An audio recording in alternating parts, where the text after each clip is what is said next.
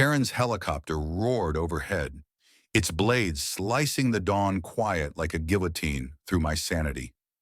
By noon, my garden, my sanctuary of heirloom roses and hand-tended herbs, was a graveyard of dirt and dreams. She didn't even knock, just sent her crew with bulldozers, claiming my backyard was perfect for her private helipad. I stood there, trembling, as her foreman handed me a crumpled $500 check. Like that could replace 20 years of love poured into every petal. Karen, in her gaudy Prada sunglasses, smirked from her porch, sipping rosé like she'd already won. That was her first mistake. My name's Lila, a 42-year-old librarian with dirt under my nails and a stubborn streak wider than the Mississippi. My garden wasn't just plants, it was my therapy, my rebellion against a world that demands you shrink. Every zinnia was a middle finger to my ex-husband's sneers. Every tomato a victory over the chemo that nearly broke me. Karen, my new neighbor, didn't care. She'd moved into the McMansion next door 6 months ago, her ego as loud as her red convertible. She threw parties that shook my windows, parked her yacht-sized SUV across my driveway, and once told me my marigolds were tacky. But this was war. I ran to my shed, heart pounding, and grabbed my phone. The footage was shaky, my hands weren't steady, but it caught everything: the bulldozers tearing through my lavender, the crew laughing, Karen's voice barking orders like a dictator.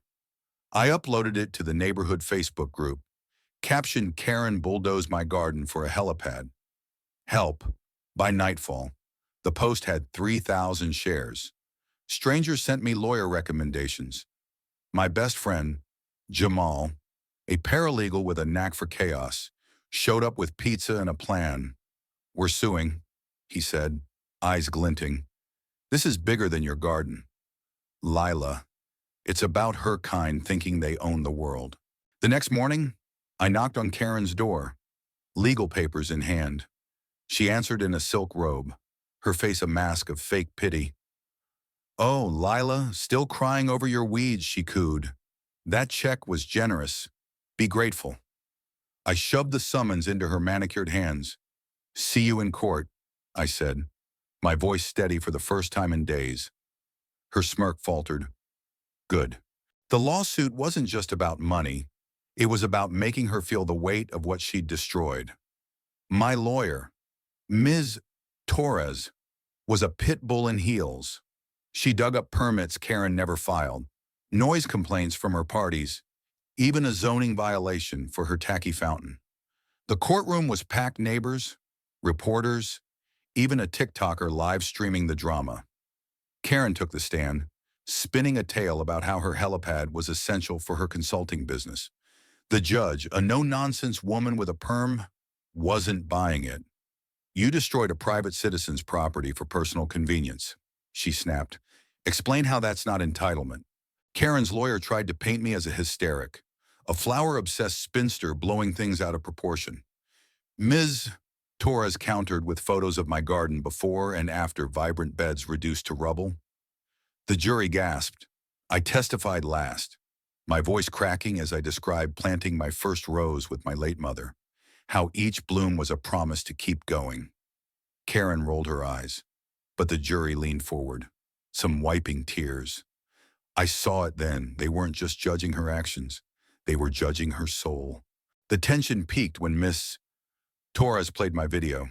The courtroom fell silent as Karen's voice boomed. "Just flatten it. She's nobody." The jury's faces hardened. Karen squirmed, her confidence cracking like cheap veneer. That night, I couldn't sleep. What if she won? What if her money and arrogance trumped justice? Jamal stayed over, reminding me why we fought. "She's not just fighting you," he said. "She's fighting everyone who's ever been stepped on." The verdict came on a rainy Tuesday.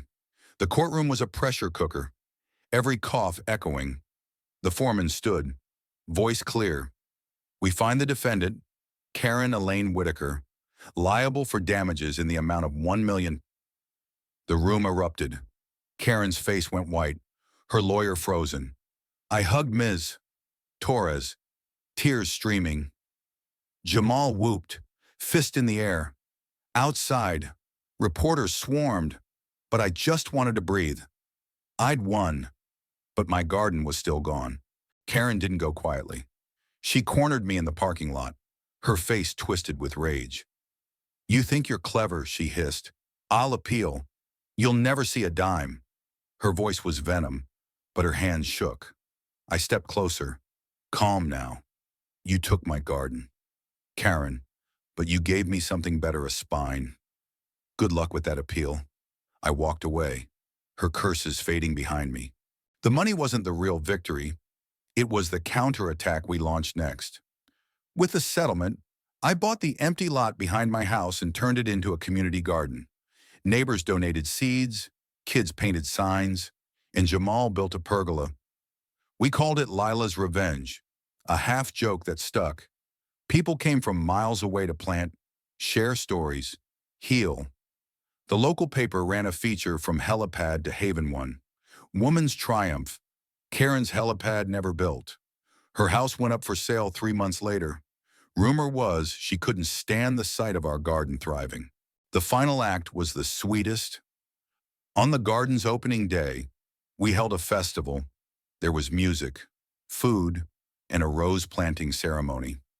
I stood at the podium, looking out at faces I hadn't known a year ago. "Now, family, this isn't just about flowers." I said, "It's about what happens when you fight for what matters." The crowd cheered, and I felt my mother's hand on my shoulder, though she'd been gone a decade. Karen drove by that day, her convertible crawling past. She didn't stop, but I saw her face sour, small, defeated. She'd thought she could bulldoze my world and walk away. Instead, she'd grown something she never expected, a community that wouldn't bend. As I planted a rose in the center of Lila's Revenge, I smiled. Justice wasn't just the $1 million. It was every bloom that said we won. The festival pulsed with life, laughter weaving through the scent of fresh earth and blooming roses. Lila's Revenge was no longer just my fight. It was ours. Neighbors swapped seedlings. Kids chased fireflies. And old Mr. Chen played his violin under the pergola Jamal built. But Karen hadn't vanished quietly. That morning, anonymous flyers appeared, accusing me of extorting her, claiming my lawsuit was a greedy scam. The lies stung, but the community saw through it. Jamal traced the flyers to a print shop Karen had used, her final pathetic jab. Nobody cared. They danced harder, planted deeper, as if each root buried her spite. I stood by the rosebed, watching a girl plant a daisy with her dad, their hands caked in soil. My chest ached not for the garden I'd lost, but for what I'd gained. Ms. Torres arrived, her heels swapped for sneakers, and handed me a seedling. "You didn't just win a case, Lila," she said. "You rewrote the rules." Her words hit hard. I'd been the quiet librarian, the cancer survivor who hid in her flowers. Now, I was someone who fought and won. As dusk fell, Karen's convertible rolled by again, slower this time. Her sunglasses couldn't hide the defeat in her eyes. She'd tried to break me, to bulldoze my world for her ego. Instead, she'd fertilized something unstoppable. I didn't wave or glare. I just turned back to my garden, where strangers had become kin. Her engine faded, and I knew she was gone for good. That night, under a crescent moon, I tended Lila's Revenge alone. The soil was cool, the roses fragrant.